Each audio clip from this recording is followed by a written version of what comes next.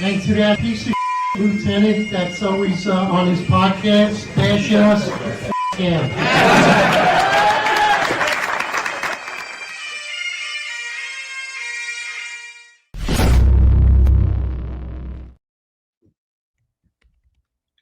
All righty. Good morning. 8:05 live Eastern time. And of course, it's your Monday morning with content that never stops. You know, I'll never forget at one time when this podcast started, and now it's an entire network. I would get calls from various cops, and some people are like, "What are you gonna do when content runs out?" I'm like, what do you mean? I don't think it ever runs out. And there's so much content and so much information and current news and trending news that we just can't even keep up with everything. That's why sometimes podcasts 4 hours long.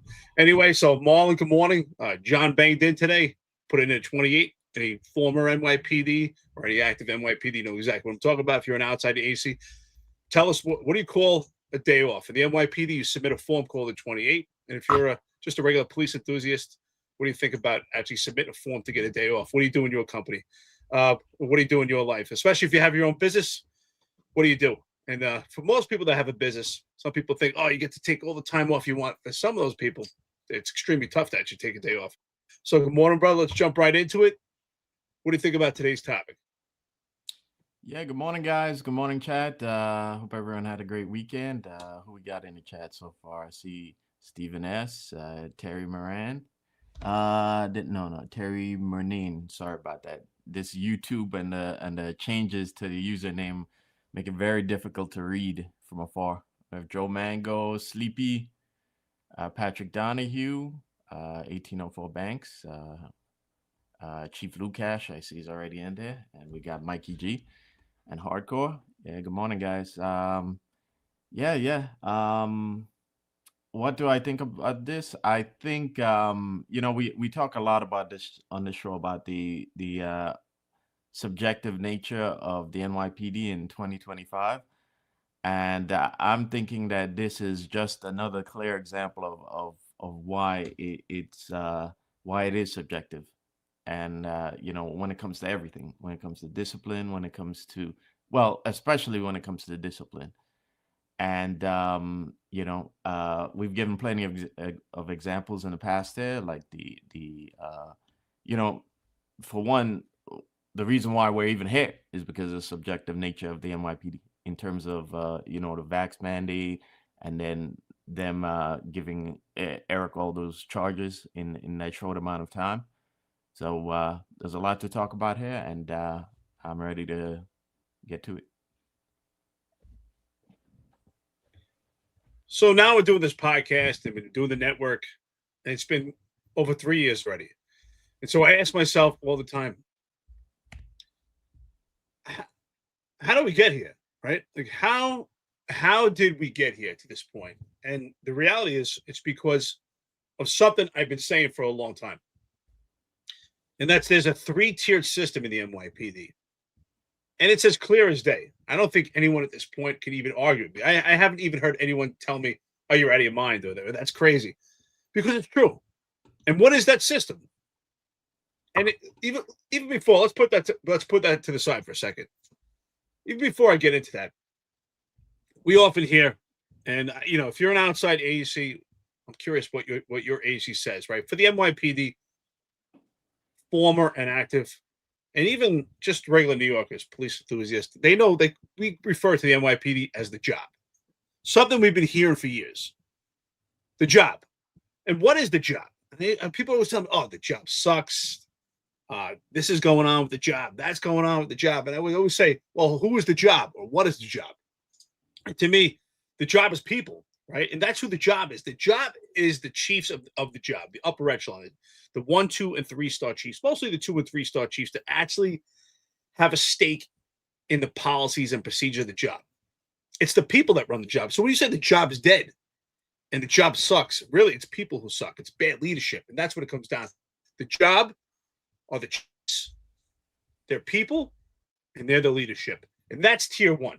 That's tier 1. Your 2 and 3-star chiefs, and even some 1-star chiefs, and some higher upper echelon that fall into that tier 1. And what does that mean, tier 1? The tier 1, where the arm of the job and the discipline doesn't fall in their lap in their lap in the same manner as if you're general population for the NYPD. Tier 1 gets the amenities, they get taken care of. And that's why even if you look at the disciplinary matrix, something that we break down often, there's mitigating factors and there's aggravating factors. And those mitigating factors are for your special tiers of the NYPD. And then you have tier 2. Tier 2 is anyone who's connected by nepotism, cronyism. For instance, someone like Kaz Daughtry, someone that would fall into tier 2. But then you have tier 3.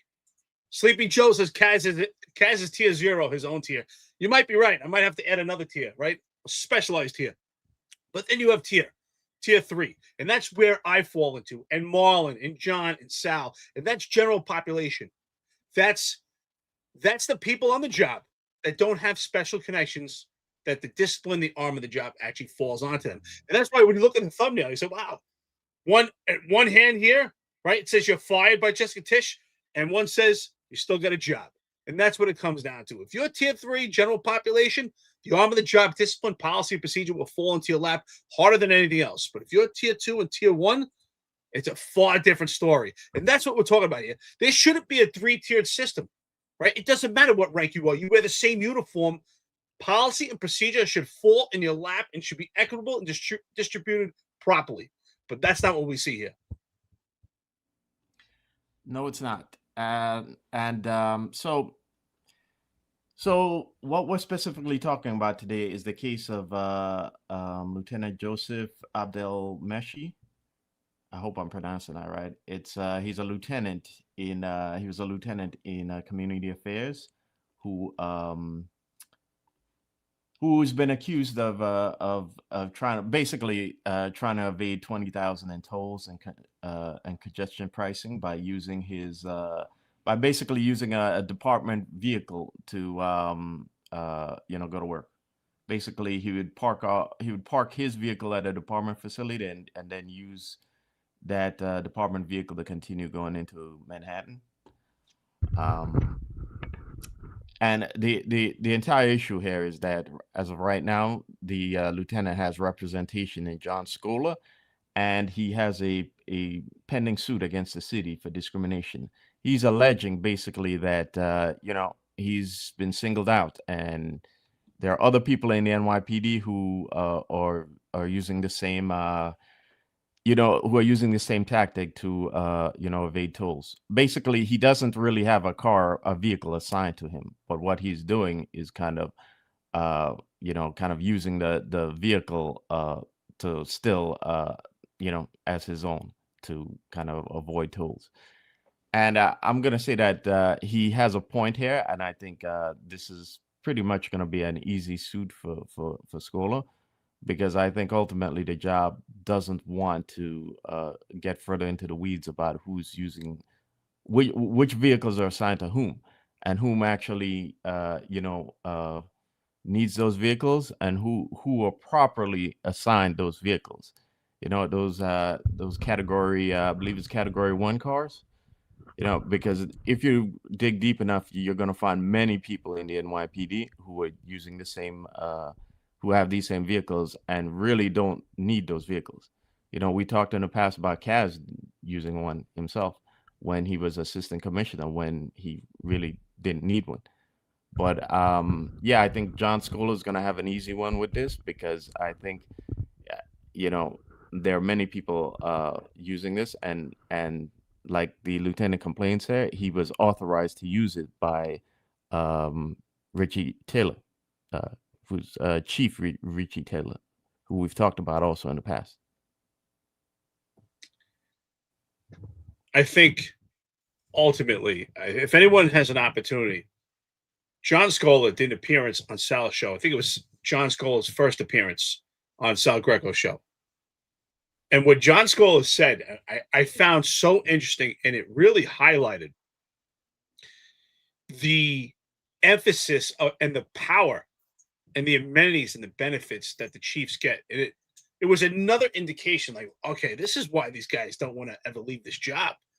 This is why it's so damn good to be a chief. It's not about the money. It's about the power, the relevance, the amenities, and what's tangible, what's at their fingertips. I mean, think about that. Former Chief Juanita Holmes retired from the NYPD. What a fat, substantial pension. Young, she was in good shape, right? She's a runner. She takes care of herself and gets offered a job with American Express, making about $400,000 a year. I mean, that's a lot of money. You would say to yourself, wow, this person's sitting pretty. But then she comes back to the NYPD. And you got to be saying, like, wow, she gave up that $400,000 a year job. And I said to myself, now I don't know if this happened, but I said, well, most likely American Express probably said, hey, chief, listen, we need some work done here. You actually have to do it yourself, right? Because when you're a chief in the NYPD, you just kind of point fingers, hey, get me coffee, get this done, get that done. You're very good at pointing your finger. You have a lot of power, and policy doesn't necessarily apply to you. You can do whatever you want because it goes unchecked. It goes unchecked. Let's be honest. Who's checking the chiefs? I mean, we've watched a corrupt administration under Eric Adams. We've watched a potential for appearance of impropriety in so many different facets. We've seen the case with Jeffrey Madry unfold, and it went completely unchecked. And it's not that it's unnoticed, and it's not that people aren't aware of it, but who's checking these chiefs? I mean, I've asked numerous times, can one chief just stand up and say, hey, listen, we need to form a coalition and go against this unprofessionalism by John Shell and Kaz Daughtry and Tariq Shepard and various other characters? And no one stood up. And I said, well, at one point, when are they going to stand up? Oh, it's career suicide. So these guys can do what they want. Now let's go back to John Scola. So John Scola laid it out perfectly, right? He said they don't look to fix the root of problems because the chiefs have all these benefits and amenities at their fingertips. So when things just unravel, they just pay lawsuits. So rather than fix everything, because if they actually peel back all the layers and find out all the policies they violated, potentially law too, it would put a lot of people in the limelight and highlight. So they just pay out. So these chiefs just go unchecked. Remember what I said, not unnoticed. That's why all these chiefs are complicit, because they're all aware of what's going on, or at least have some inkling. So instead, they just pay. And they pay. And that's what's going on. My thoughts on that. The fact that they, in my opinion, they're aware that they're violating all these policies and they're just going to pay lawsuits. That's it. And they'll be on to the next case. Yeah. We've seen it happen already. What they do also is they drag on these cases and get it. I believe they drag it out until it's out of the media cycle, and it's years past the initial incident, so nobody actually it's not the hot topic of the week, and then they're gonna settle it. And so to reference that article again, and by the way, that article comes out from the New York Post. I posted a link in the chat for you guys, and unlike Jessica Tisch's newspaper, we give them full credit for articles that they write, and talking about it now, we're even drawing attention to them. So you're welcome, Jessica Tisch's newspaper. But going back to the article specifically, the lieutenant names names. He gives 9 names of department bosses who he says are doing the same thing, and to Eric's point, this is why the department would love to settle, and they're not going to want this case to go into the weeds, because again, the lieutenant is right, and we're not defending him, by the way, because I personally think if you're making over 200K, which that lieutenant is, I'm sorry, bro, but you're making over 200 and change. You have more than enough to pay the tolls. Unlike that cop who's, that cop with 2-3 years on, who's making nothing after taxes, and he still has to pay those tolls to get into Manhattan and get to work. But the issue is absolutely correct in that there are other people doing the same thing, and the department has authorized it. And like Eric talks about, there's a tiered system where those who are connected to the top and those who are in certain units that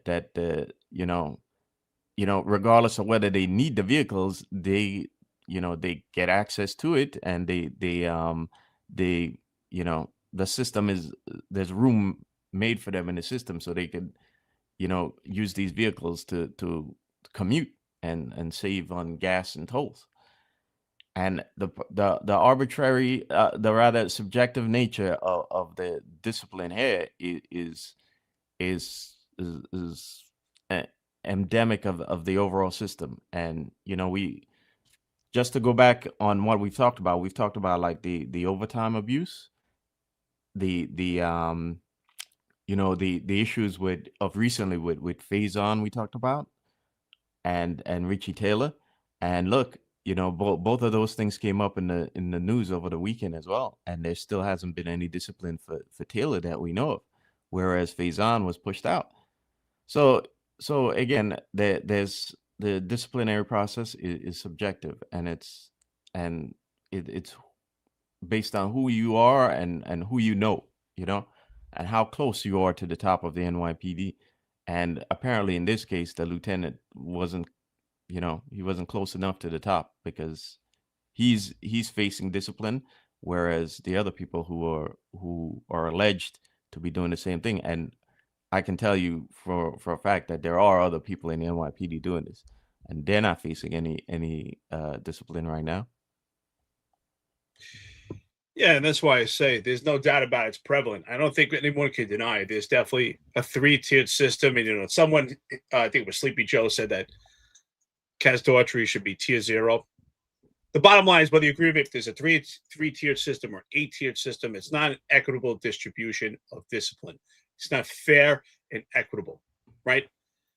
I mean, you learned in leadership books and about discipline, if you had 2 police officers, let's just say rhetorically speaking, if you're a supervisor, right, and this is for young sergeants out there, if you have 2 police officers that are late to work on one particular day, right, you have to be fair on how you approach it. Now, would the discipline necessarily be the same for both? Well, it depends, right? If 2 police officers are late, one police officer is always on time, he does his work, he's exemplary, and the other police officer is late every day, right? Now you have to approach it fairly, but that's how it would hold weight. But when we're talking about this tiered system, we're not talking about that. We're talking about, well, who has connections to what's their place holding in the job, and that's how they're treated, versus in comparison to someone else who is general population. General population means you're just part of the bunch, and with the arm of discipline, and you don't have connections that could help someone else, right? This is kind of like a barter system. So this particular lieutenant, I don't know, maybe, I don't think he's completely general population to be in community affairs, but maybe, and what they also do in these situations is they always find a fall guy, right? Just look at the Jeffrey Madry situation, right? So there's a little hint to those chiefs that are out there. You want to protect them so bad because you don't want career suicide, but if they have to, they will find a fall guy. And we saw that happen with Jeffrey Madry and play out with Paul Saraceno when he took the blame for the signed overtime slips for Quatisha Epps, right? That was, to me, that was a case where Paul Saraceno, he's part of tier 1, but when they need to, they find the fall guy. And this lieutenant may be that in this case. Maybe he's been pushed back to general population now because of what's going on, because they have to protect their stakeholders. So Rob Lukash says it great here. Many chiefs don't retire because they have no home life, and their ego of being called chief would end. Absolutely. I saw this thing a while ago, Marlon, and it registered, because it's absolutely right. It's a guy who works for this company, right? He's high up in the company, and they fly him out somewhere, and he goes on a nice flight, and he gets all the fancy cups. He gets all these nice amenities. And then when he retires, he comes back in a year or two and does some type of speech. And this time they fly him out, but now he flies out in business class. This time he's got a styrofoam cup, and he doesn't have the same amenities. And here's someone that was humble, though. He realized that nice cup that he got wasn't for him. It was for the rank. It was for the position. It was for the billet. And when someone else gets into that position, they get that nice cup. So now he's got the styrofoam cup because he's not in that position anymore. And that's what these guys don't understand. It's not for you, former Chief John Shell. It's not for you, Jeffrey Madry. It's for that position. It's what that position represents. And these guys don't honor it. They think, well, it's my time, right? We heard that, right? It's our turn. It's their turn to take advantage of all the amenities and all the things that are so great, that are tangible, that they can get, because it comes down to greed. And it's a shame. And some people are like, oh, well, this is the way it always was. Well, if we operate in that way, nothing would ever change. We wouldn't have a civil rights movement. We wouldn't have anything in this country. So we can't just say it's always been that way. At some point, get together and break the cycle. Because what's going on with the NYPD, that is what disturbs, distorts, and just completely deteriorates morale. The rank and file, like, wait a minute. Wow, my overtime got penalized, but yet I wasn't out misusing overtime at one police plaza in the same manner Jeffrey Maggi was. I can't park my car in certain places, but these guys can park it literally on water. These guys can do whatever they want. And the comparison is absolutely insane. You know, when I was in the Marine Corps, we would say what was so honorary about it is if you're a private, you wear the same uniform as a general, and the private would be proud to be called the Marine, and the general would be proud to be called the Marine. But in the police department, we don't see that, right? Chiefs don't want to be called cops. If you said to a chief, you know, you're a good cop, like, oh, I'm a chief. Yeah, but you're still a cop. To me, everyone in the police department, you're a cop. You're just a cop that leads other cops. And sometimes I think we forget that. Yeah, yeah, yeah. They forget it, and they like you said, they treat those resources as though it's their own personal, toys. Yeah, and by the way, this isn't the first time that this has come up, because early in the year, um, when the abuse of the Cralo vehicles. Cralo, for those of you not on the job, stands for the Confidential Rental and Leasing Office, and it's a program that basically provides uh, unmarked vehicles, primarily for investigations. Uh, and we spoke about the abuse that was going on there, and the Post also had an article about it. And supposedly Tish was reviewing the program and reviewing the abuses of the program, because the program had ballooned to costing about $1 million a month, and they said there was a wide-ranging abuse by the department's highest-ranking members, and there was word that I believe Kaz had upwards of 10 vehicles assigned to him from the Cralo program.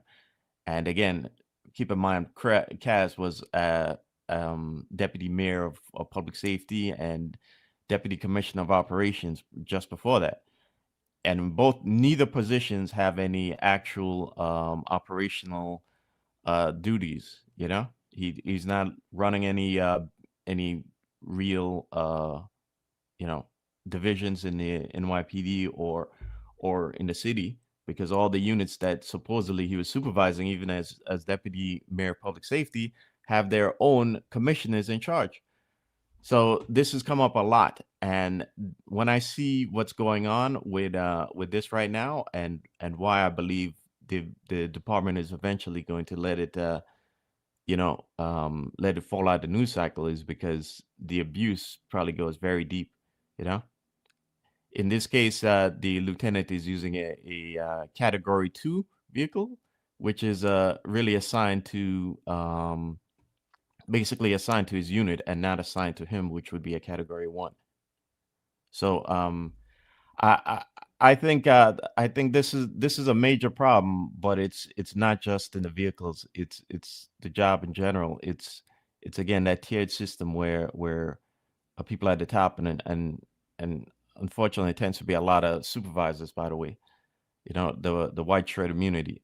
They feel that they reach this rank, and the rules are kind of different at that point, and this abuse is very deep.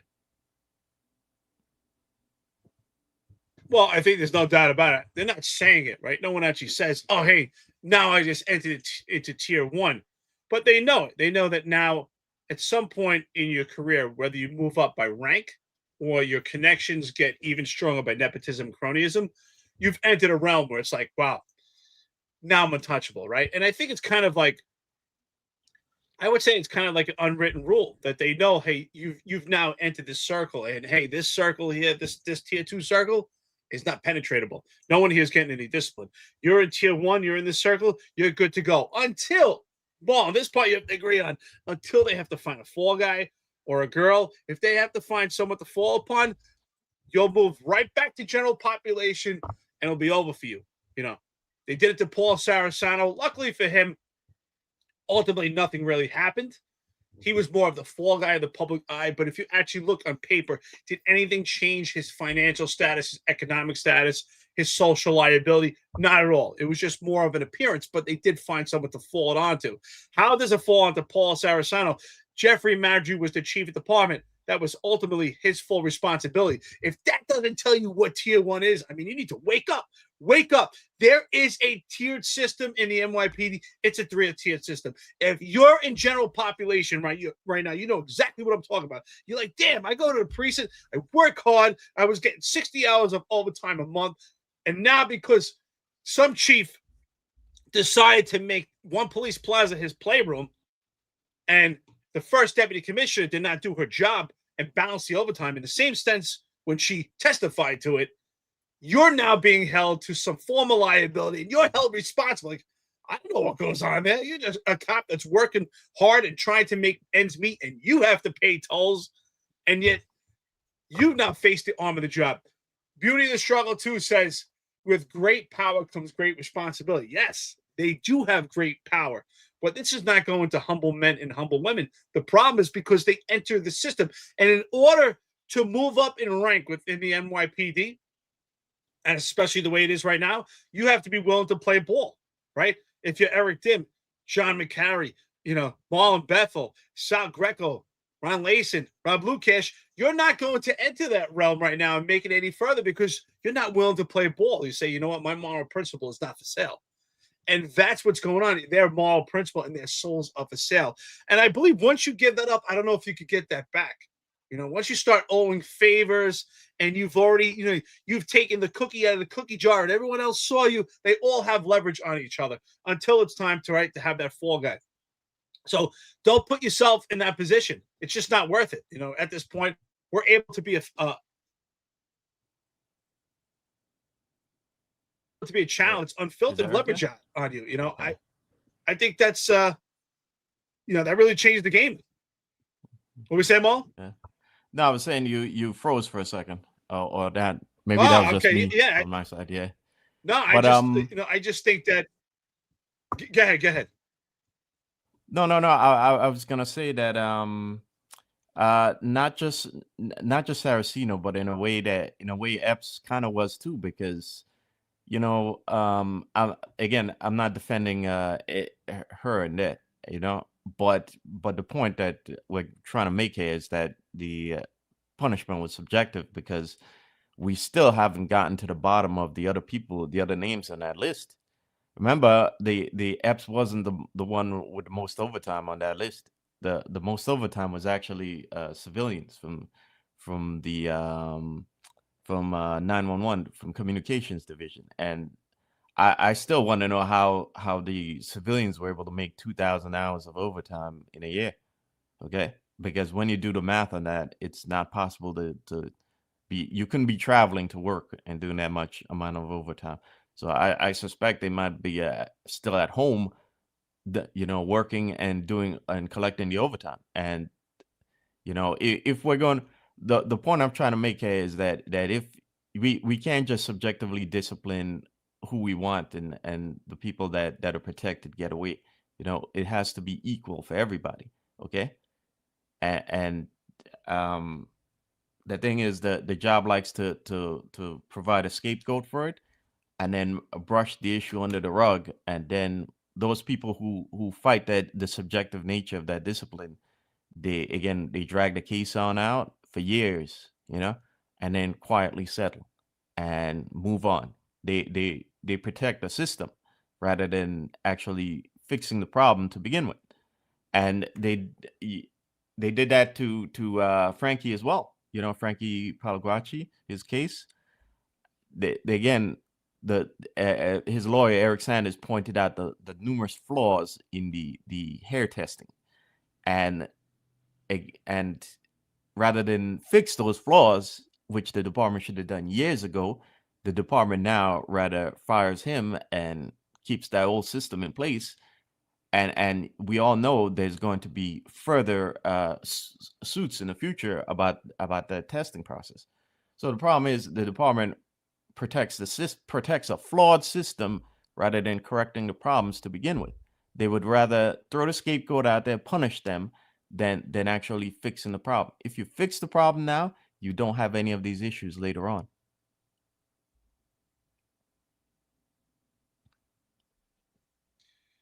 You're spot on. I mean, we see it case after case. If you look at the paper and you listen to this network, constantly when you see a case happen, you could see the three-tiered system. You could see it, and you could see how things are arbitrary and capricious when the disciplinary process. The discipline matrix itself allows for that. The discipline matrix, I think, was allowed into the NYPD by former Commissioner Dermot Shea because of that reason, right? If you look at the breakdown of the disciplinary matrix, it matches up to what I'm saying. I'm telling you, there's a three-tiered system, and there's also a three-tiered system on how discipline plays out with the disciplinary matrix. So if you look at the disciplinary matrix, right down the middle, you have what's called presumptive discipline. And what does that mean? That means that if you commit some type of infraction or alleged infraction by the NYPD, you're held to a substantial and a flat rate discipline. So, for instance, whatever the case, I got to look up at the matrix, but let's say, for instance, you commit some type of violation, and let's say, for instance, the presumptive penalty is 10 vacation days. That would be automatic. But what changes everything is if you have mitigating factors, that's to your left, and aggravating factors to your right. And what could be an aggravating factor? It could be your rank, right? Which is ironic, right? The more rank that you have, the more you're supposed to have knowledge and experience and awareness not to commit an infraction, which would apply to the chiefs, but we don't see that. What they get is on the other side, that's the mitigating factors. Like, yes, you committed this infraction, but there were reasons that you committed that infraction. For instance, if a police officer was involved in a situation, use of force, where someone say, yes, you did use some unnecessary force, but this particular perpetrator did resist arrest. So there's mitigating factors. And you can see there's the scale is completely tipped. There are some infractions in the disciplinary matrix where with the aggravating factors, it's termination. But then with the mitigating factors, the penalty is 1 day. I mean, to me, I think that's a huge comparison. So you can see if you're a general population, how someone gets terminated, maybe for a DWI case, and someone else gets 1 day lost penalty of vacation days. So there's a complete different system. It's not equitable. It's not fair. Yeah. And the thing is, I think if you read the article, right, there are some quotes from civilians in there about having to pay for the tolls, whereas these guys aren't. These guys are finding ways to skirt it. Now, what's like what's even more unfair is the fact that, again, these are the higher ups who are making upwards of over 250K a year. Okay, so I'm sorry. I know it's people often think it's like a perk, but the thing is, you're making all this money. You have no excuse not to pay the tolls like everybody else. Okay, and if you think the tolls are egregious, this is where having unions come into play, and why you should be going to your union, and the union should have been making much more of a stink about the things like the congestion pricing, and they've gone silent on it now. And I think the reason why they've gone silent is because, again, they understand that it's all subjective. And if you're up there, like Eric says, if you're part of that upper tier, this is gonna hit differently than if you're a regular Joe cop. Okay, because you are gonna have a car, or you're gonna find some way to manipulate that category 2 vehicle, or to be your take-home vehicle, essentially your take-home vehicle. So I think you can see the anger in the civilians from the quotes in that article, but I think I think this is going to be an even bigger problem as things go on and as the fiscal situation of the city gets worse. So, By the way, Sal must be watching this right now, going, "Ah!" He said Joe Cop. You know, Sal loves that line, right? Sal calls calls people Joe Cops, and I remember asking Sal, like, "What is a Joe Cop?" You know, the cops that regular just Joe go along Cop. with everything.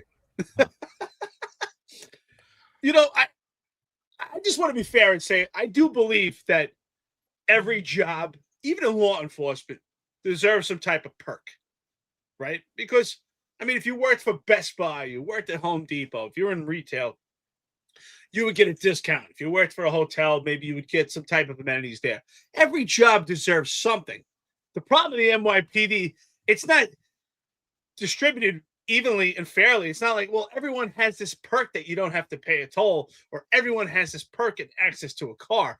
Now, I get it. Certain positions need an unmarked car for access and resources. And certain ranks may need it because they're on call, especially if you're a commanding officer, right? You could almost equate that to that's kind of your own business in some ways, right? That is, if you had a store, you would have to be available at all times. I get it. But when I see, why is it that we get units like community affairs? Now, I'm not knocking all community affairs. There's a lot of good people there who do good work. But do we really need all these community affairs people with all these unmarked cars running around handing out basketballs? I mean, why are we giving out such good resources to community affairs when there's frontline resources and frontline positions out there like Intel and other units that need unmarks and they're hurting for cars? I mean, when I was doing anti-crime and special operations, those are guys that need unmarked cars, and those are guys that really need access, and they don't get it. But at community affairs, they got to hand out basketballs and go to meetings. They get full access to these unmarked cars and have full amenities. Now, are perks a part of an organization? Yeah, I get it. You maybe certain ranks will to incentivize. Maybe if it's a position that people just don't want, it's so meticulous and it's so much work. So we give someone an unmarked car. I get that. And here's the reality, Marlon. I do think that they're all purposely taking certain routes or using these cars to avoid the toll. I do believe. Now, but if that was like an open blanket that, hey, if you have these unmarked cars, right, because you're on call, because you're working so much, we don't want you to have to worry about the toll because these people are constantly working or constantly on call. I get it. But community affairs, they need all these unmarks? Seriously? It's community affairs that gets all these amenities? That's where I have a problem with it. So, I get it. I'm all for perks and advantages in certain positions to incentivize them because people work so hard. But community affairs, seriously? Yeah. I don't think it's a perk anymore when you're actually draining resources from units that are supposed to have those resources. Like if the commands are short on vehicles and the guys who are doing crime or whatever it's called today, I don't even know what they call crime in the precincts anymore. Is it still CRT or public safety? There's a new But quasi team every day. It's NST, David Safety, it's public safety, yeah, quasi uniforms. There's no more anti-crime. It's gone. yeah. But the guys who are doing active enforcement in a precinct, if they're short of cars, right? They can't find a car to go out there and actively police and look for guns and look for felonies and prevent robberies, right? And yet we're giving these vehicles to community affairs, and then it's no longer. I don't think that qualifies as a perk, because we're actually draining resources from the actual core mission, which is public safety, and giving it to a unit that doesn't that really isn't necessary to that degree. I think we need community affairs within the precincts, but do we actually need a community affairs bureau with hundreds of people there at one PP? I'm like, really at this point you can make community affairs a detail where like certain cops in the precinct, we have some big incident that needs you need, again, you need to you know you need a presence there, and you need to calm down tensions or whatever. I don't understand why you can't just make that a detail at this point, but that's a whole other discussion, really. But the point is, if you're draining resources from the core mission of the NYPD, which is being a police department, then that's no longer a perk. I'm with you. That's my point, right? So you have frontline police work, anti-crime. Well, now it's not anti-crime, but as we said, with these quasi anti-crime teams and even your Q teams, right, out there doing enforcement that need resources, and those resources, these are not add-ons. You're right. That's a good point. These are not add-ons. These are actually resources that are taken from, you're robbing Peter to pay Paul. So we're taking the resources from them and giving it to community affairs. Well, because they have to go to meetings. And the reality is, what do we see is the majority, and I'm not saying everybody, there are some good people there, but the majority of people in community affairs, they fall into that tier two connection of nepotism and cronyism, and discipline doesn't really fall into their lap in the same manner for someone who's in general population. So we see a definite difference. And that's the nature of this job.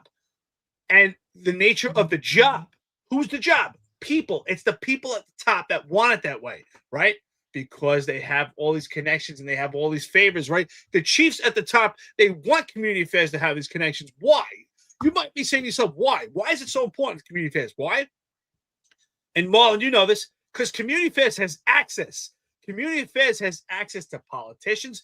Community affairs has access to what's going on. They get the inside scoop. That's why they want to take care of community affairs, right? Because they want to be in a lot of these commanders, right? Will throw their cops right under the bus. It happened to me, right? Because they want to play nice with these politicians because they think these politicians are going to get them promoted. So they put the right people in community affairs because those people made those connections, or they already had those connections. This is some deep politician shit. Honestly, you know what? And if you're a commanding officer out there right now and you're throwing your cops under the bus because you're trying to get them with some politician, you know what? Well, fuck you. Because I tell you why. Because those commanders, they will throw their cops under the bus, and those politicians, they'll throw you under the bus. So you're playing this game, and that's why I say they don't see themselves as cops anymore. Not everybody. There's a lot of people that believe in moral principle, but there's a lot of people that don't, and they'll do whatever it takes to spite the nose to cut off someone's face. And if that means getting in bed with some of those politicians and cutting the face off of the cops, they'll do it, and they do it often. And that's why they want to take care of community affairs. They get the access. I mean, Mark, you said it all the time, right? It's about access. That's why Patrick Gordon makes his complaints, because it's about access. Yeah, access and self-interest, And I see a comment here about from Sleepy Joe, who says we've had to borrow auxiliary car for patrol. Yeah. I remember one night we the car was down and we had to wait for 2 hours to get a vehicle, to get on patrol. So this isn't a new problem, by the way. I just think that the problem is just it's as we, first of all, we have it's a new day for media. So we have social media. So social media didn't exist like in the 2000s, like it does now. But also, I think the issue is now coming to light because of the congestion pricing and the fiscal situation of the city. And more of the regular public are angry at the congestion pricing. So now the media actually cares to dig deeper into the abuse of cars by city city workers. So I think that this isn't a new issue. It's been going on for a while, and which is why the department does not want to dig further and to talk about this. And I think let me see. I see another comment here from Hardcore, who says the department is hoarding thousands of vehicles sitting in lots, which is true. They hold it for like dignitary and for all of that. And we talked about all of that. It's just a misallocation of the resources that we need for the core mission. And through self-interest and wanting to maintain access by not objecting to all of this, that the system continues. You know, they protect the system rather than solving the problem. Yeah, spot on. Special Hagen says abuse of city cars is widespread. They had a similar problem at the corrections. Yeah, it is widespread. And think about it. It goes completely unchecked. Something we've been talking about in this entire episode. If you're a chief and you're in charge of a fleet and you get a call from another chief, maybe community affairs say, hey, listen, I need 3 cars. I need 3 cars. Are they going to even question? Oh, I'm not going to give you those cars. Like, okay, you need 3 cars. I got those 3 cars over with you. Meanwhile, there's some unit in narco that could use 3 cars that are nondescript to do an operation, and they can't. Here's a unit that needs the car, and they can't do it because some chief wants the car so he can give it to community affairs, so he's got access to some politicians because he wants to get in with some community. And that's what goes on. That's the politics of it. Let's be honest. And if anyone thinks that's not what's going on, you're out of your mind. That's exactly what's going on. So does the NYPD have the resources? Yes, and it's exactly what Marlon just said, because it's misallocated, it's misappropriated. Why? Because the chiefs at the top have way too much power to do what they want and move these pieces around unchecked. We know that in most cases, especially even I was anti-crime, I would sometimes get nondescript cars, but I would put in what's called the 49, right? NYPD, active retired. You know what a 49 is. If you're a police enthusiast or just one of our friends and listeners, 49 is just a form making a request that you need a particular vehicle and why, right? And it goes to all the chiefs and they're all informed on it. So, but you would have to go through layers and it would take time to actually get these cars. And sometimes maybe we would have a pattern going on and I would need this car right away. But if you're a chief, you think the chief is filling out some 49 request? No, he's making a phone call like, yo, Joe, I need these 2 cars. Okay. And he sends him over those 2 cars. And then if it's Richie Taylor or someone else, you think he's going through all proper procedure, make sure everything's okay. I told this lieutenant he could use the car. And that's why these lawsuits eventually get settled out, because they're not following procedure. They're not documenting anything because they just use it because they can. They can touch whatever they want to. Who's going to check it? The first deputy commissioner, we see how that played out with overtime. No one's checking it. And that's the bottom line. They're in this little boys club and they do whatever they want. Yeah. I see a comment from Modern Samurai. He says the police department unfortunately has a plan for the what if, and sometimes they lose sight and overload the system with abuse, and these things get misallocated and misused. Yeah, you're absolutely right, Modern Samurai. But I think it's gone way overboard, and when you have guys who are short of vehicles that they need to actually get the job done, right? And you still have the pressure to get the job done, right? It's not like if you have I'm sure Eric could attest, as he was special ops lieutenant.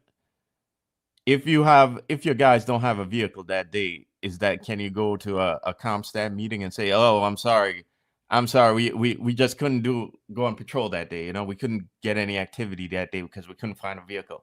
No, you can't. And yet the department still misallocates vehicles. So it's just a problem that's gone like overboard. And it's there comes a point where things get like out of line and you need to kind of haul it back in. And as Special Hagen made note of, this problem is widespread. I believe I agree 100%. And when you see that the city has 2,857 vehicles assigned to city employees, you could only wonder how many more are being used and it's not officially being assigned. And when you run the numbers on the cost of all of that, right? Not only is it a problem for misallocation of resources, but it's a problem because it's costing the city. It's a waste of taxpayer money. Okay. So Bones 1999. Good to see you here, brother. Friend and listener to the podcast. You've been gone for a while. Glad you're back. So Bone said first responders should be exempt from paying those stupid tolls commuting to and from work anyways. People that keep the city turning every day and they get told going to and from work. Shaking my head. You got a great point. Now, this was proposed many years ago. I remember there was a proposal, especially when the Verrazano Bridge started getting just out of control, and it just completely skyrocketed, and it was an anomaly at the time. Now all these tolls are just crazy expensive. That was proposed. I remember it was proposed for New York City Police Department, also firefighters, but then it just completely got the whole thing just got trashed and put to the side because then it was, well, sanitation workers, what about correctional officers? What about this? What about teachers? So everyone got involved. But it's ironic, right? We're talking about people that keep the city running and people that are actually in harm's way, and maybe that would be a perk. But the irony is the cops that we're talking about, the first responders, like, the guys at Narco hitting doors, ESU, the guys hitting doors, your patrol cops each and every day that go to these dangerous jobs, they're not the ones that are getting the perk to pass the toll. It's the guy in community affairs that has to go hand out, synthetic basketballs. That's a guy that's getting the perk. The commanding officer of community affairs that has to go to these fancy dinners to speak to politicians. They're the ones getting these perks. That's why I have no problem with perks, but who are these perks going to? People that need it, the people that are in harm's way, people that need those resources. And that's where we see things upside down. I mean, there's a reason why so many people want to go to community affairs, especially cops and detectives. I mean, it's a good place to land. You make a lot of connections there, right? It's kind of, you get into the politics of the job. But this is where it comes down to. Misallocation of resources, just completely misappropriated. I mean, this is just upside down. Is it going checked? No. You think Internal Affairs looks into this and goes, oh, you know what? There's a couple of these chiefs that are using these cars to bypass the toll. We should look into this. No, but if it was a couple of cops that evaded those tolls because of work, they'd be all over it. Those cops are the general population. So, again, there is a tiered system. Is it ever going to change? I don't know. It seems like under Jessica Tisch, if anything, things have gotten worse because she's part of the elites. And as Marlon said earlier, it is Jessica Tisch's newspaper. It's now Jessica Tisch's police department. If she wanted to, she could buy that entire police department. Well, she's also, again, she came in last year, and in January of this year, she kind of was, according to the paper, she was tackling that issue. Okay, so here we are, a couple months, almost a year later, and according to the article and the names that this lieutenant dropped, this problem is kind of still going on. So what has she really solved? You know, I think in a lot of ways, in a lot of ways, she's just protecting the system, but just she's a more disciplined way of protecting the system, unlike Eric Adams and his cronies that were there before. And I think she's the commissioner when they fired Frankie. She's the commissioner there right now when we talked about the psychological exams and the suit facing the city with that one because of the unregistered psychologist. And again, so she's just doing her part to protect her system like the other people have before her. And again, as we mentioned before, like when you protect the system now, you kick the can down the road to bigger problems down the road. And what happens is it's like you're pushing all those problems into a closet. Eventually, that closet is going to overflow and the door is gonna burst at the seams. Okay, rather than what you should be doing is solving the problems now and fixing the issues now. So certainly, so that more more subjective discipline doesn't come down the road, and more people aren't hurt from that inequity.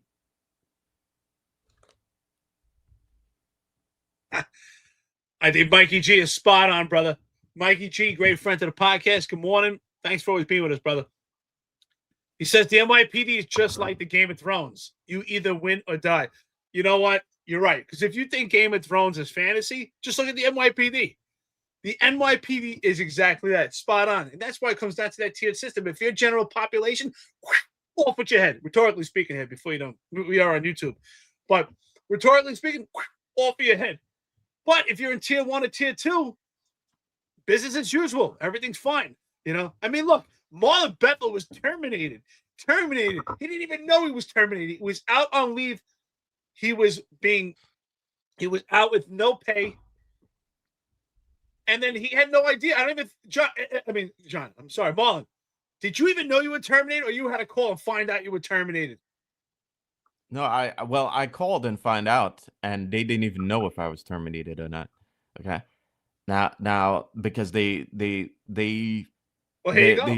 sergeant I spoke to assumed that I was terminated at that point. And then later on in June, I got a letter stating that if I took the vax, I can go back, and that I was terminated on the 14th of February.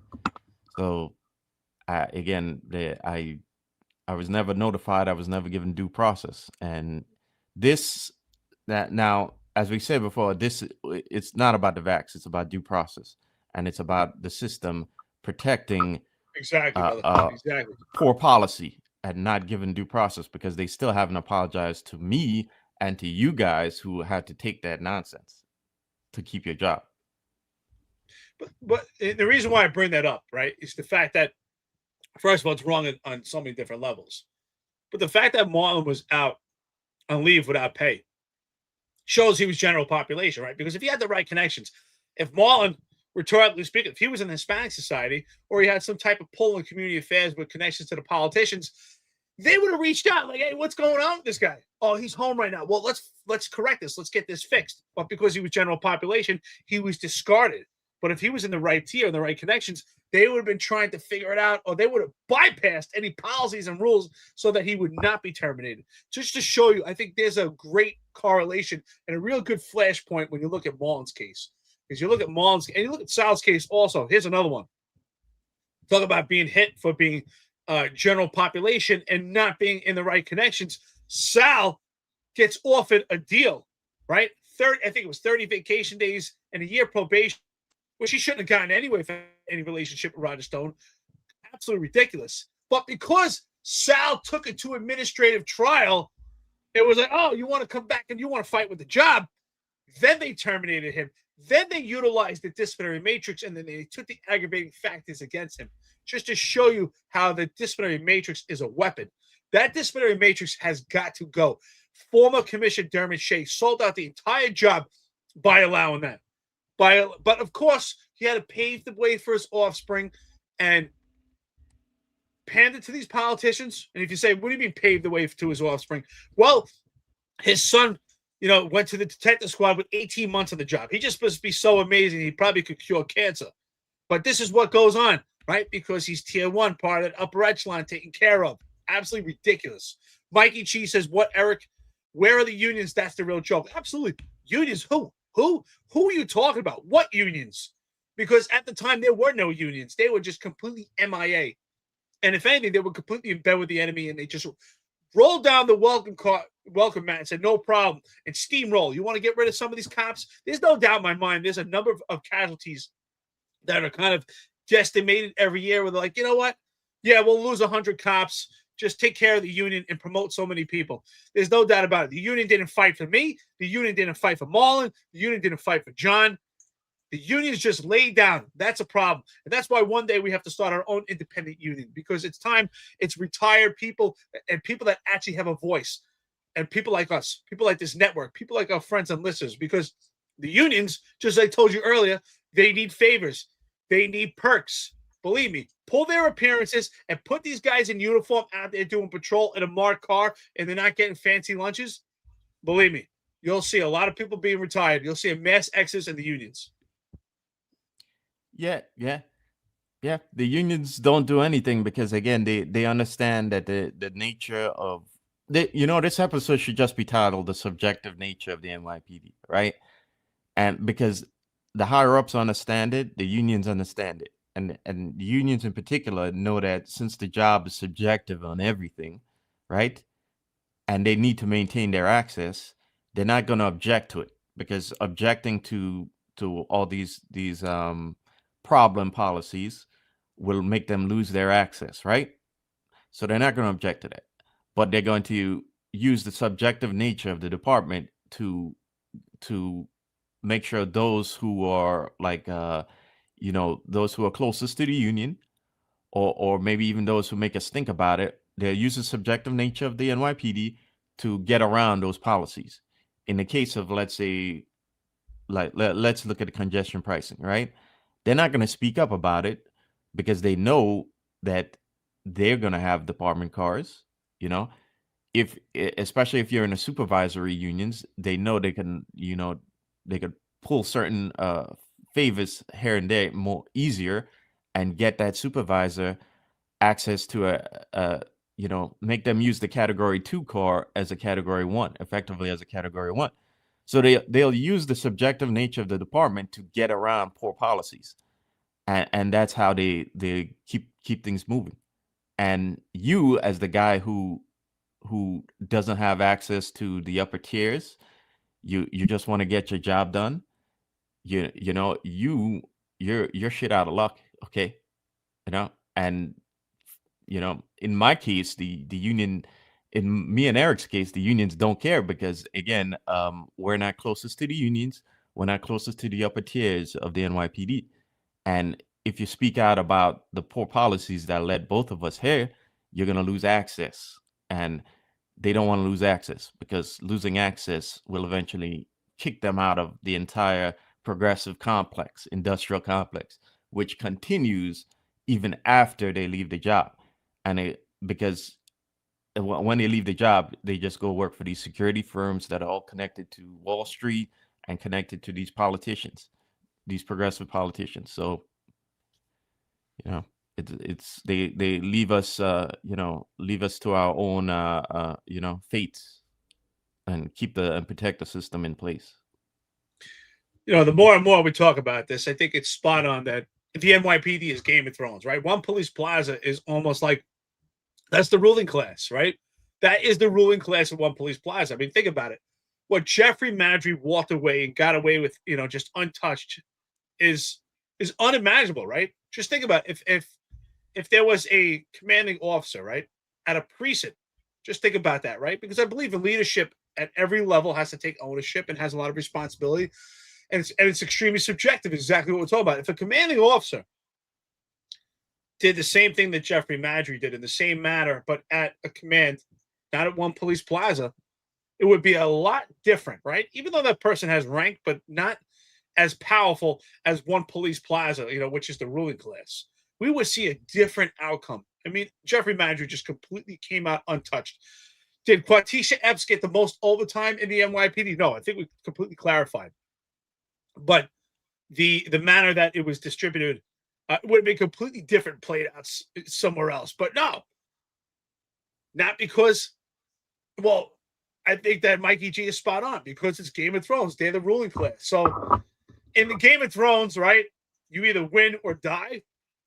In the NYPD, you either get promoted, you either get tied by connections, nepotism, or you get buried. That's what happens. You get buried if you're not part of that ruling class. Everyone else is fighting for manpower. Everyone else is fighting for their place in it, right? If you're general population, you're just trying to fight for your place. You're trying to survive. And these other guys are just eating. I mean, it's like two different worlds at One Police Plaza. It's almost like these guys, rhetorically speaking, people are walking around and feeding them strawberries. Chief, what do you need? Everything okay? I'm sorry. Would you like me to change the temperature in this building? Is it a little cold for you today? Would you want me to remove that ball gag for you? Meanwhile, you get some cop in PSA 2 who's lucky to go to work, just happy one day that he or she is not standing in sewage water while they're getting dressed. But some chief is pissed off at One Police Plaza because his coffee was cold one day, or his strawberries were late. Do you want to talk about the difference in ruling classes? Yeah. If anyone has ever worked at PSA 2, you know exactly what I'm talking about. These poor guys, half the time, and girls, they're getting dressed in sewage water and still not fixed. I mean, the most powerful, the richest police department in the entire world, and this is how these guys have to get dressed. But meanwhile, in one police plaza, it's a far different story. And yet, don't you think those chiefs are aware of what goes on there? And or spot on, Eric. It's not only PSA 2. Yeah, I know there's a lot of commands where it's a disaster. I had to mention that because it's probably one of the worst. But commands all over the city where men and women are getting dressed just like in terrible conditions. And half the females, and you know what I'm talking about, half the females in the NYPD don't even have like real locker rooms. I saw some places where they had to like make like a makeshift locker room out of lockers to make a wall for them. They didn't even have a locker room. I mean, you want to talk about how you're treating people? And some of these women that breastfeed when they come back to work and they have kids, they're supposed to have, you know, a place they can actually breastfeed. They don't even have that either. They find like a bunch of books and make like a bookshelf to like for them to hide. I mean, talk about the way we treat our people. But I'm sure at one police plaza they would get a nice warm blanket. You know, it would be far different.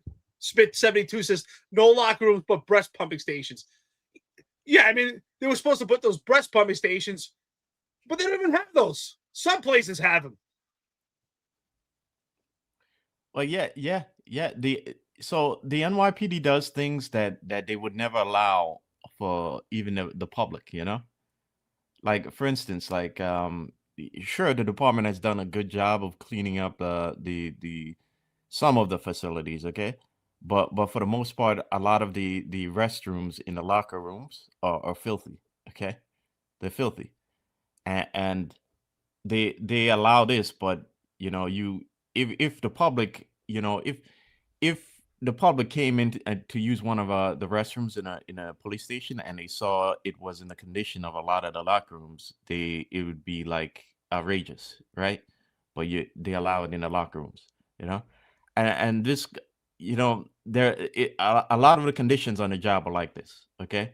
And when you have a misallocation of resources and you waste money on dumb shit instead of fixing up the precincts and making the working conditions better for the cops there, you create unhappy cops who will leave the job, which we're seeing now in a lot of these younger guys, and or you create miserable cops who don't go the distance when they respond to jobs or when they police. So if you think it's just it's not a big deal, you have to look deeper than this surface level issue about the cars.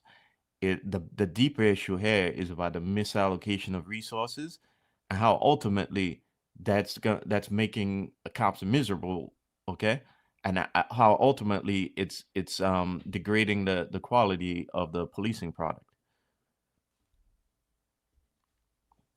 Now, I'm not going to excuse the police department, the history of it, right? Because I believe this is something that's been going on for a long time as far as treating our people like crap and having a three-tier system. But it's just so more prevalent than it is now than ever. And now that we are retired and we're in this position, we're taking a stand against it. We have to break this. Because I just want to tell a story. But shout out to Lieutenant Smith, Dave Smith. I think he's retired now. Back in PSA 4, worked in the Lower East Side, there was, if anyone knows, Inspector Johnson. She looked like a PAA. I don't even know how she made it that high. But she looked like a PAA that couldn't even get out of her own way. But at the time, we had a blackout after Hurricane Sandy, and it went on for over 2 weeks. We were working in just complete darkness. And once we finally got some lights working in the precinct, you know, through having like general contractors come in, the first floor of Police Service Area 4 was flooded out. It was about 8 feet high. I mean, it was just disgusting. Once the water went back, the smell was terrible. And we were told we can't utilize the first floor because that's where the cells were. So the reason why we did not utilize the first floor was not because of the health benefits, because of the cops. It was because I forgot which society came down there. And it wasn't OSHA, but we couldn't put prisoners in the cells because of the health conditions. So we ran a desk operation from the second floor. But eventually, Inspector Johnson at the time, I think she's retired now, what a complete idiot. So she says, listen, we're going to move everything back to the first floor. Let's just start cleaning it up And so she hands out 2 bottles of Clorox and sponges. Like, were you kidding? Are you serious? Have you ever heard of OSHA, you idiot? So at the time, it was me and Lieutenant Smith, and we're like, no, we're not doing it. We're not doing this. So she ended up putting Lieutenant Smith, shout out to you, brother. She put him on a foot post because he said, no, we're not doing this. If the prisoners can't do it, why should we? And she knew that we were right. So we never got disciplined for it. We actually stood up against it. But just to show you the idiots that get promoted on this job, she's like handing out sponges and Clorox. And the cops that work, they know exactly what I'm talking about. The prisoners couldn't go in the cell, but the cops, they could work on the first floor right next to the cell. But this is the mindset. Like, she didn't care. She was leaving. She was going to, get fresh air. But meanwhile, the cops are sucking in sewage. So that's the take. But things are just getting worse and worse. There's no doubt about it. Are you kidding me? So Dave Smith, if you listen to this, shout out. That was outstanding. You stood up for everybody. And she literally put him on a foot post, a lieutenant. So there are some people that stand up that aren't cowards. So shout out to you, brother. I haven't seen anything like that since. Yeah. Again, it's these people want to protect their access, protect their self-interest, at the expense of the cops on this job, and at the expense of the core mission. And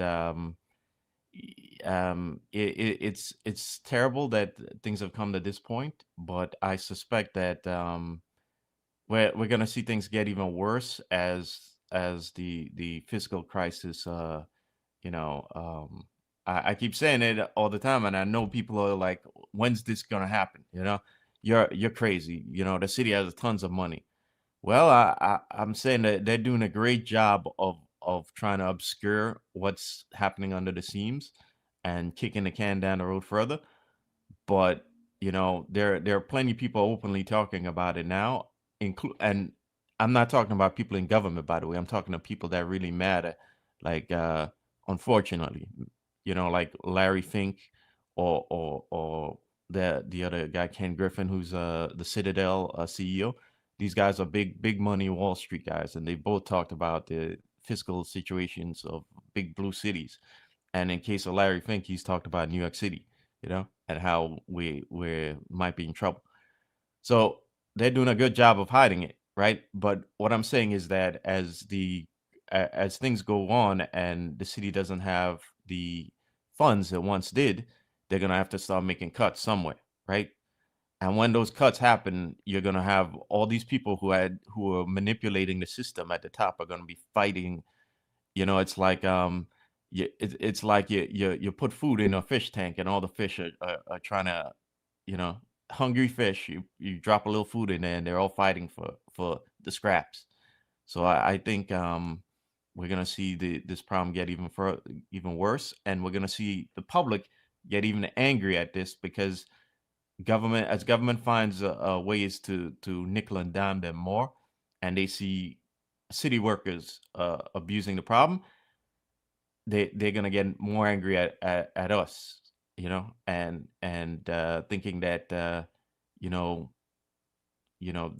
how unfair the situation is. And unfortunately to that, when they see that abuse, they don't look at it like we know the problem, which is it's the top, it's the tiered system, it's the cronyism. They're gonna be looking at all city workers as the problem. Okay. So if you're that guy who says this isn't really a big issue, it's not a big deal. Well, it's gonna be a big deal for you when you go to a job and the people respond to you with a degree of anger because they see all of this in the news. They see all of the abuse going on. They see all of the nickel and diming of their pockets, and they see city workers getting away with it, and they're just angry in general about their situation, about what's going on. They're going to reflect that anger on you. So when you're having to fight more with people on the streets, all this is part of that anger that you're encountering on the street. Shout out in the chat. I see Fernando Burgos. What's up, brother? My man. That was one of my COs at PSA 4. Great CO. Didn't play that bullshit politics. But I gotta tell you what, shout out to any CO in housing that had to deal with that trifactor duo. I mean, of Jaffe, Solano, and Johnson. Thank you. That's why I love this chat, man. That's why I love our friends and listeners. KJ, that's who it was. Crystal Johnson. You want to talk about three idiots? These are three clowns that were running housing. Jaffe, Solano, and Crystal Johnson. If anyone was a CO in housing at the time, my hat is off to you that you had to deal with just complete idiocracy. I don't even know how you guys had to do it. You know, you talk about the comparison being in housing where you have a smaller command in comparison to a precinct and not necessarily having to deal with the same concept issues, but having to deal with those three, man, woo, you want to talk about just complete idiots, and you talk about why the job sucks is because we promote idiots, and now it's far worse. I mean, they actually look super intelligent in compared to what we have right now. So thanks to the friends and listeners. I appreciate it. Marlon, it's out of control right now to the point that we're even having this conversation because it's so prevalent right now when it comes to amenities on these jobs. I mean, these chiefs at one police plaza, the ruling class, can touch anything. They can do whatever they want. I've seen it happen numerous times. I mean, we see calls, and next thing you know, you see someone assigned to a position team. Like, how did that person get there? Well, somebody called over and bypassed everything. That's how much power they have. They could put anything they want, anyone they wear. They could put anything into any hole. They can do whatever they want. And no one's going to do anything, right? What did Rodney Harrison say on, if anyone has a chance, he did a podcast with Mike Colon, New Haven podcast. Mike Colon, great kid, really helps cops and firemen and really memorialize their careers. And he said, you know, Danny Pantaleo really got like a raw deal. Dude, you were a chief at the NYPD. You were in internal affairs. You worked in Staten Island. You could have helped that guy out. And we talk about power, but no, because it would be career suicide. So what do these guys care about? They care about me. It's all about me, right? It's all. That's why you get these guys taking a knee, because man, I gotta make sure it's good with me. You know, I got these politicians taking care of me. I got some job lined up when I get out of here. They don't care what happens to the cops. They don't care. You know, some people sometimes tell me, well, it's a family. I don't know what kind of family this is, because I tell you what, if this is a family, well, these chiefs are like having those drunk uncles that you don't want coming over your house and just destroy your house, do whatever they want and leave, because that's what these chiefs are. I don't want them coming over. This is not a family I want.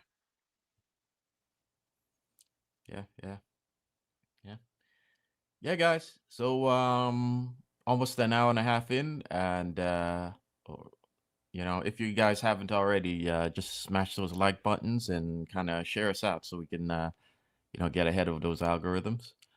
But we're talking about right now. We're talking about we're just closing up the discussion about the tolling controversy and the Lieutenant Joseph Abdelmesh,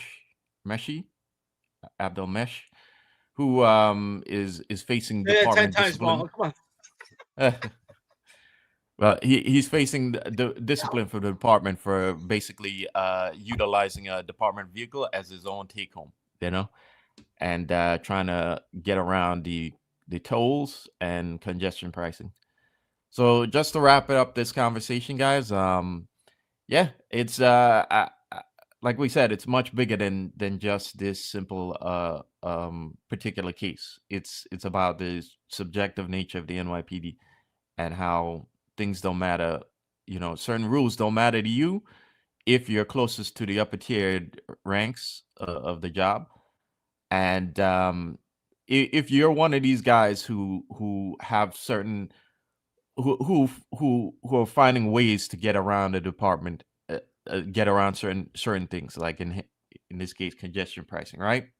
And you're not close to the upper tiers of the NYPD. You're not in that tiered rank.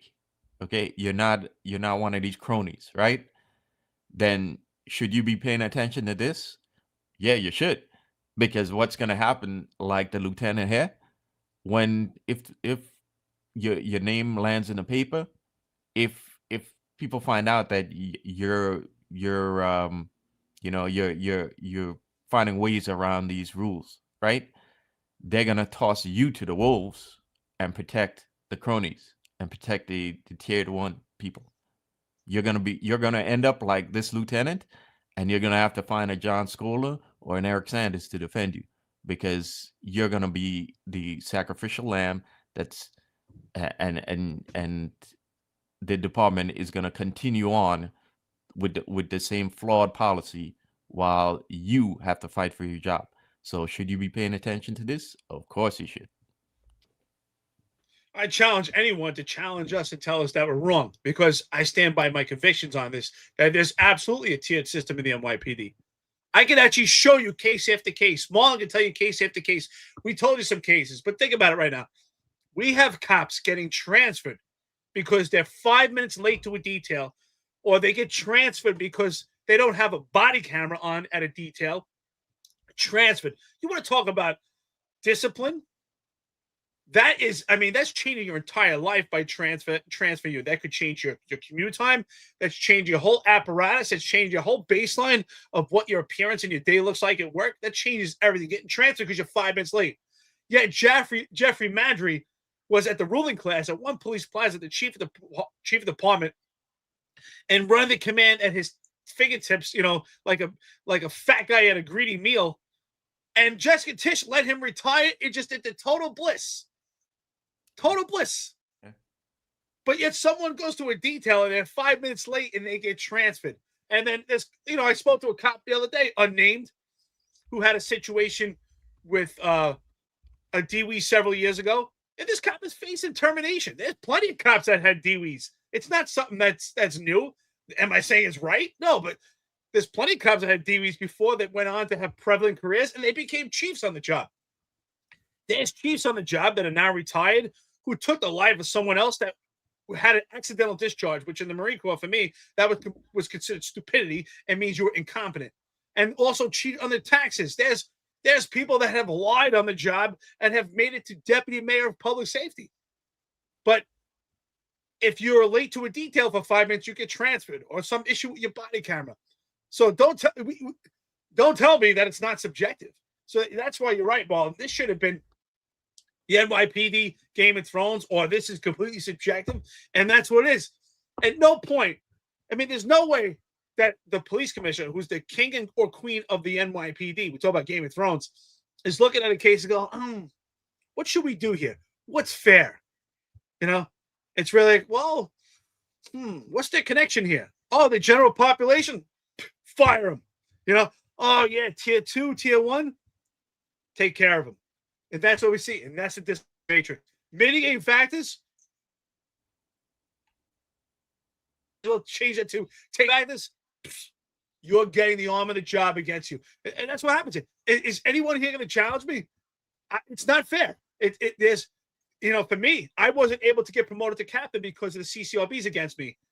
But there are far other people that had substantiated charges against them for disciplinary cases, and they made it to chief. That was the only discipline I ever had against me.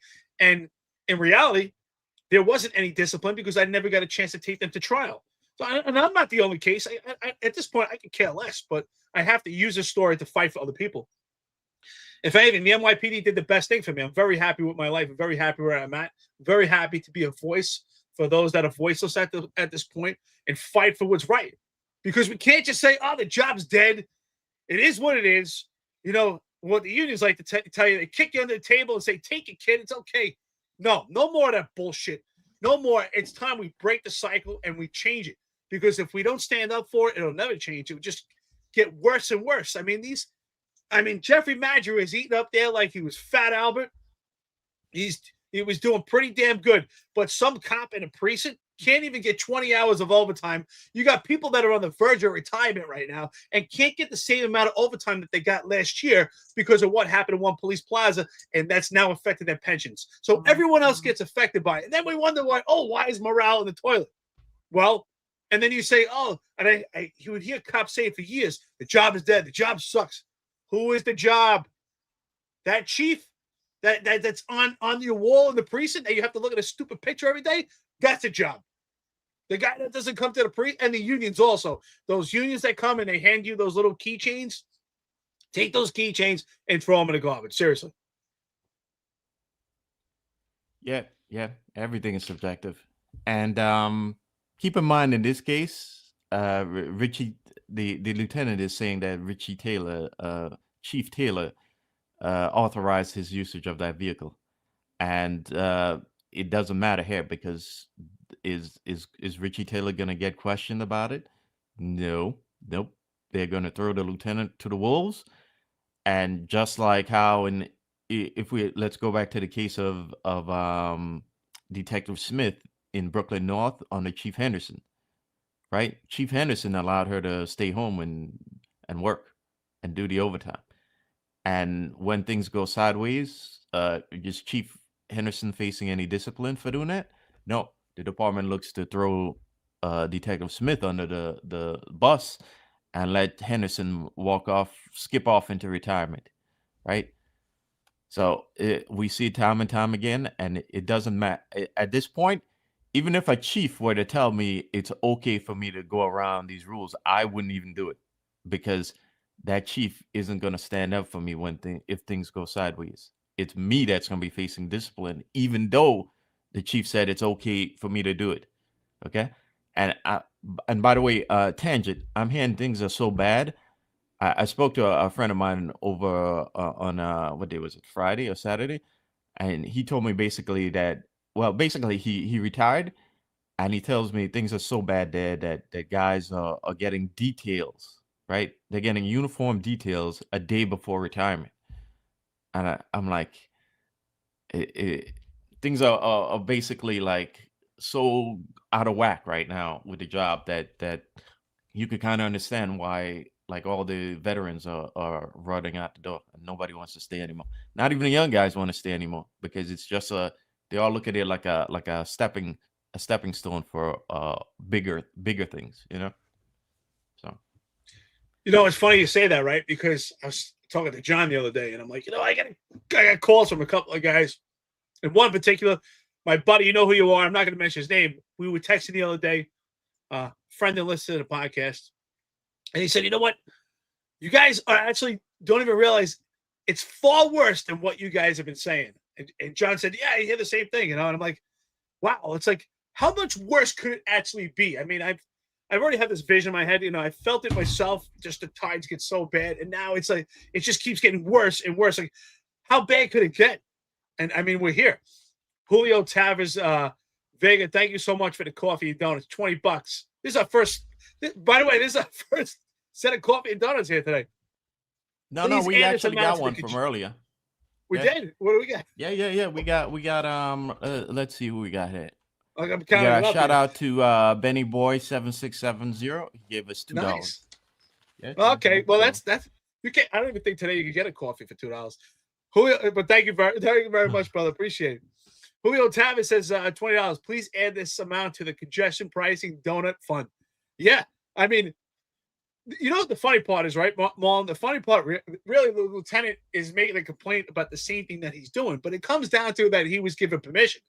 But no one ever takes responsibility and goes, yeah, well, I get that guy permission that they could do it, especially these chiefs that they could do whatever they want. So if you're in a position and you're in one of these special tiers and a chief gives you authority to do something that could be questioned later, and you could be saying right now, well, what is that thing? You know damn well. If you're getting free tolls every day, you might want to write that down, or maybe you could want to ask Adrian Schoolcraft how you record it. Or maybe you can figure out, you got to document this thing, because when shit rolls downhill, they're coming to you. Because we know damn well this lieutenant didn't take it upon himself to just do it. He was given the authorization by these chiefs that have the full access to the job. They can do whatever they want. That's the reality. The reality is these guys can do whatever they want. There's an NYPD patrol guide, and that's for general population. So my message to the key, my brother George, unfortunately, the only people that are signing up is general population, because if you're in nepotism or cronyism and you're part of tier 1, you don't need these guys. You're good, right? You're good. You can get whatever you want. By the way, shout out to the key. Shout out to George. Those guys do a hell of a job. Ralph Salento, who was on here, interview was awesome, almost 4 hours. Another great representative of the key. So, yes, you got to get promoted on this job. Study. You should be studying all the time. Go to the key. These guys know how you should pass a test. Why? Because they don't just give you the material. I got to say the key does a great job. Is they teach you how to learn and how to actually understand the material so that you could actually, so it actually pops off the page on test day. So shout out to those guys. But the reality is, Marlon, that lieutenant didn't take it upon himself. He was given the authority. Like, here you go. But when shit goes downhill, they're going to be like, I don't know who this guy is. Yeah, guys. So, the bottom line for this is, just because the chief said it doesn't mean it's okay. Okay. So protect yourself and be smart about it, because when shit rolls downhill, that chief is going to be fine. And you're going to be calling again. You're going to be calling John Scola, like the lieutenant here. But I saw a comment in there earlier about a Game of Thrones from Mikey G to make a meme about it. Well, we were way ahead of that, Mikey G. We called this like years ago. As you can see, Sewell is in this image. Okay, we knew the NYPD was Game of Thrones from the beginning, and then Kaz, sure enough, Kaz, we were so spot on that look here's Kaz as the hand of the king, and just like in Game of Thrones, who ended up becoming the king at the end of the show, the original Game of Thrones. Sure enough. So we were right on. And on that note, before we go ahead, on that note, we hit 60K on Saturday or late Friday.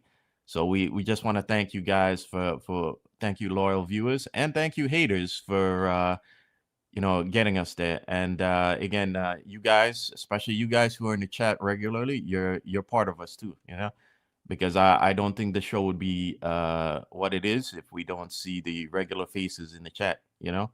I'm talking regular faces who've been there for a while, like Stephen S. Lily. There's many of you. Hoodmare. There's many of you. You know who you are, and we thank you guys for having brought us here.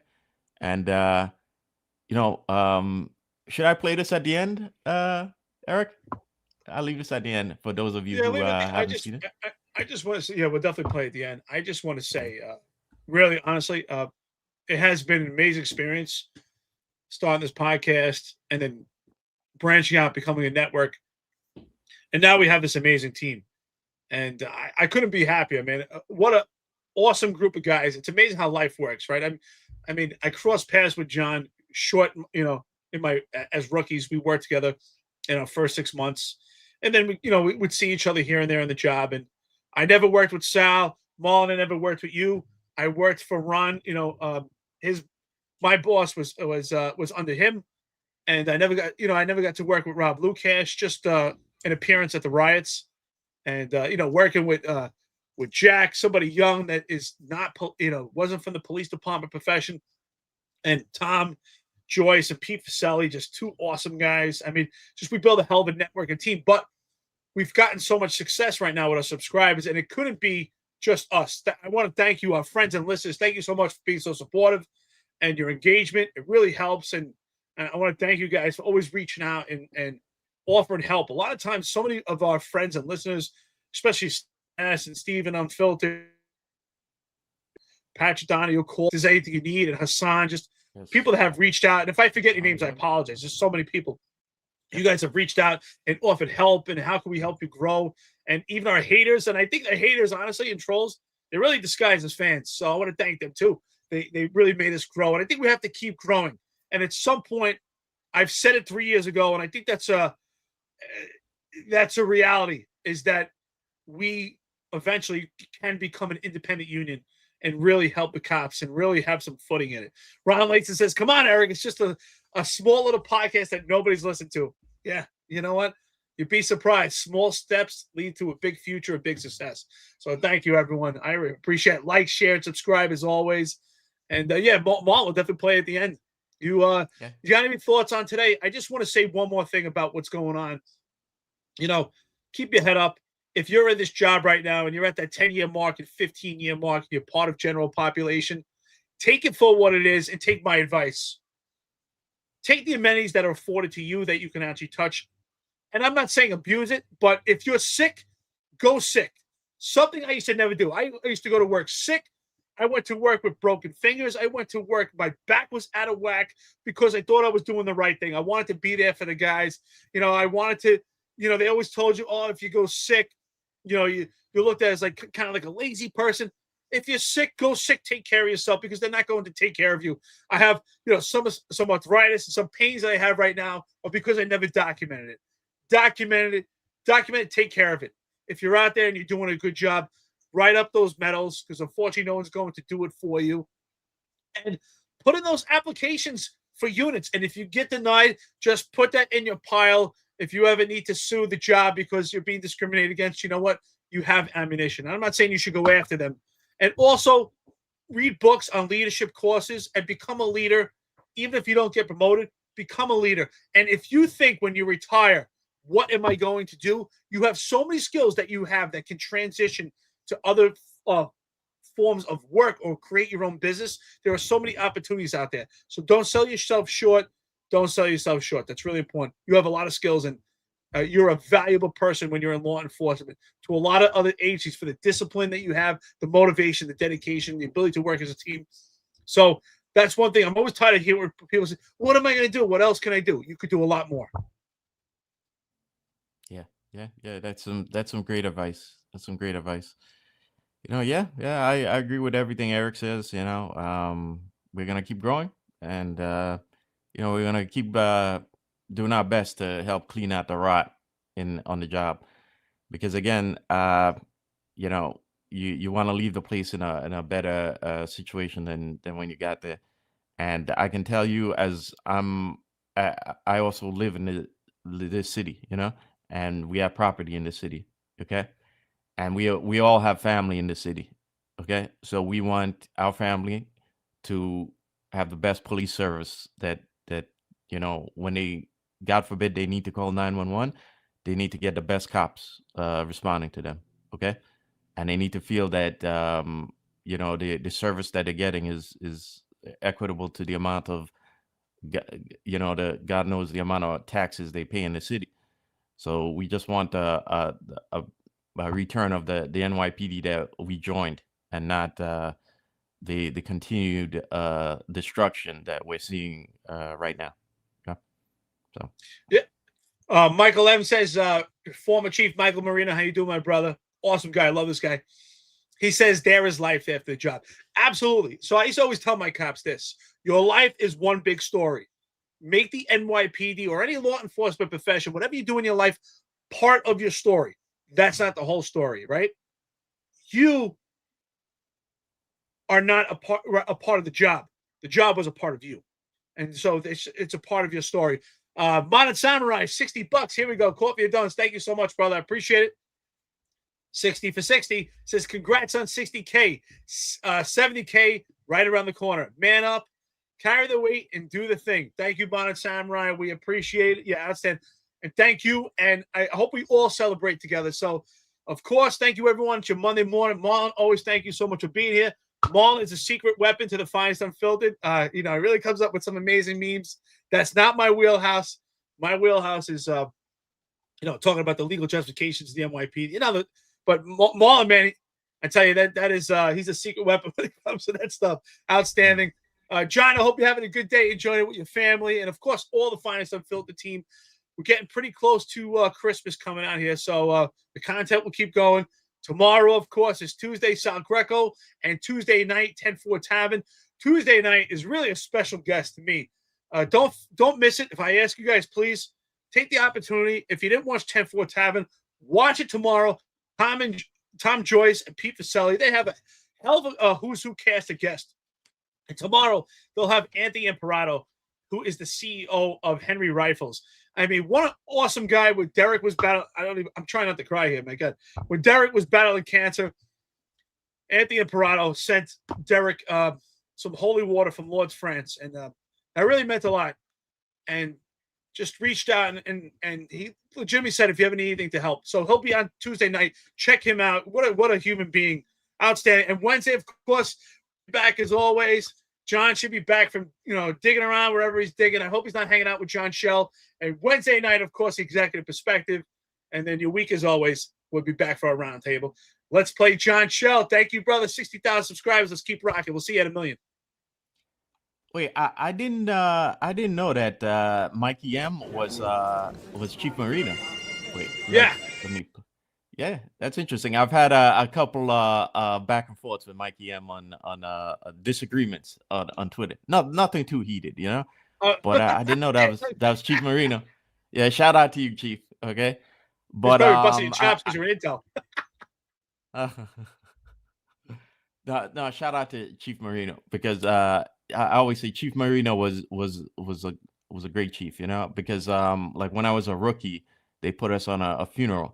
You know, I'm still young. I'm still wet behind the ears. They put all us rookies by a funeral because they thought there might be some retaliation. And then, sure enough, Chief Marino shows up and he's hanging out with us and talking to us like if we actually had time on the job. So shout out to Chief Marino. And I also mentioned Chief because when I was a kid, I lived in the 6-3 and I went to visit my cousin in the 7-7. And you know, I'm not familiar with the neighborhood, right? So I'm walking, I rung his bell. I didn't know his bell was broken at the time. I'm ringing his bell, and then I see a car drives past, and then turns around and comes two white shirts jump out, and they come and they toss me, and I swear to this date that one of those guys was Chief Marino, you know? Yeah. And so they came and tossed me, and they're like, "Oh, sorry, we thought you were trying to avoid us." You know, I didn't know at the time that the bell was broken, so I'm waiting out there for a long time for them to come answer the bell. But again, so shout out to Chief Marino. But yeah, guys, we Good man thank you right for there. joining us, and again, thanks for bringing us to 60K, and have a great day, and stay safe if you're on patrol. Stay alert, and I'll see you on Fridays. So That's right. Let's That'd keep be- rocking. Yep.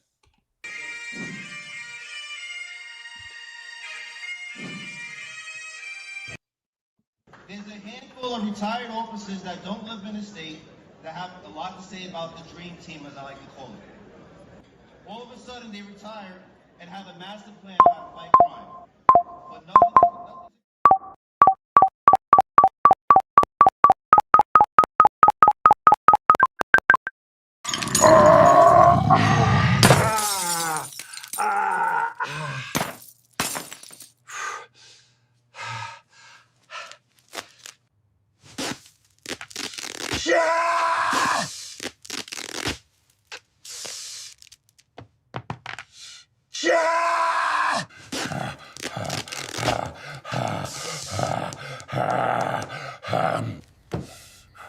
Eric Sal!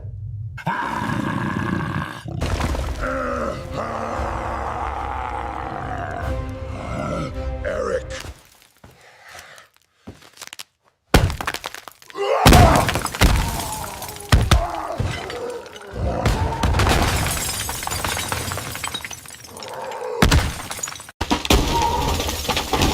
Oh my God, look at that thing!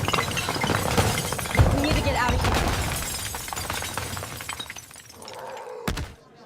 It's okay. He does this on Twitter once a month.